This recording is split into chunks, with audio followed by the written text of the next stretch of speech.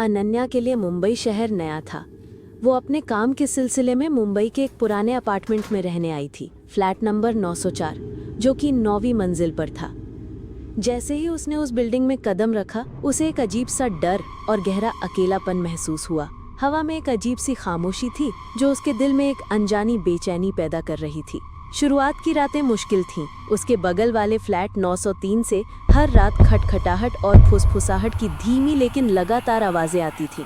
कभी लगता था जैसे कोई धीरे धीरे चल रहा है, कभी जैसे कोई फुसफुसा रहा है, और कभी कभी तो किसी के रोने की दबी हुई आवाज भी सुनाई देती थी। अनन्या ने कई बार दरवाजे पर कान लगाकर सुनने की कोशिश की, लेकिन आवाजें इतनी धीमी थी कि वो कभी ठीक से समझ नहीं पाई।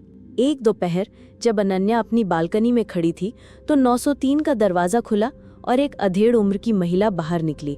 उन्होंने अनन्या को देखा और एक फीकी मुस्कान के साथ कहा, नमस्ते, मैं मल्होत्रा, फ्लैट 903 से।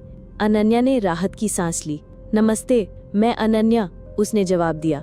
मल्होत्रा आंटी ने उसे अपने फ्लैट पर चाय पर बुलाया। अंदर का माहौल अजीब था। फ्लैट में पुरानी चीजें बिखरी पड़ी थी और हवा में एक अजीब सीलन और पुरानी यादों की गंध थी। चाय पीते हुए मल्होत्रा आंटी ने कहा, तुम 904 में रहती हो? उस फ्लैट में पहले भी एक लड़की रहती थी, बिल्कुल तुम्हारी उम्र की, वो भी अकेली थी। अनन्या ने पूछा, क्या हुआ उसे? मल्होत्रा आंटी ने एक लंबी सांस ली।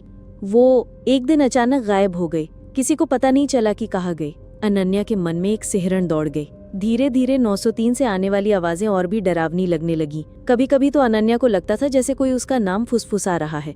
एक दिन उसने बिल्डिंग के चौकीदार से मल्होत्रा आंटी के बारे में पूछा। चौकीदार ने हैरानी से उसे देखा और कहा, मल्होत्रा आंटी? वो तो कई साल पहले उसी फ्लैट 903 में आग लगने से मर गईं। वो फ्लैट तो तब से बंद पड़ा है मैडम।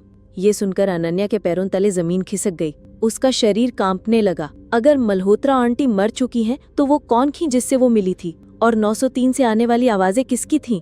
वो तुरंत अपने फ्लैट से बाहर निकली और 903 के दरवाजे की ओर भागी। उसका दिल जोरों से धड़क रहा था।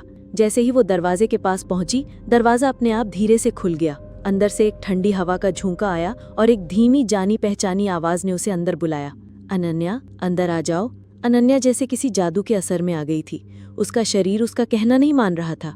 वो धीरे धीरे उस अंधेरे रहस्यमयी फ्लैट के अंदर चली गई। जैसे ही वो अंदर पहुंची, फ्लैट का दरवाजा एक तेज आवाज के साथ बंद हो गया। अनन्या ने पलट कर देखा तो दरवाजा बंद था और दीवार पर टंगी एक पुरानी घड़ी की सुइयां उल्टी दिशा में तेजी से घूमने लगी थी, मानो समय पीछे जा रहा हो, उस अकेलेपन की ओर जहां से कोई कभी वापस नहीं लौटा। उस रात के बाद अनन्या को फिर कभी किसी ने नहीं देखा।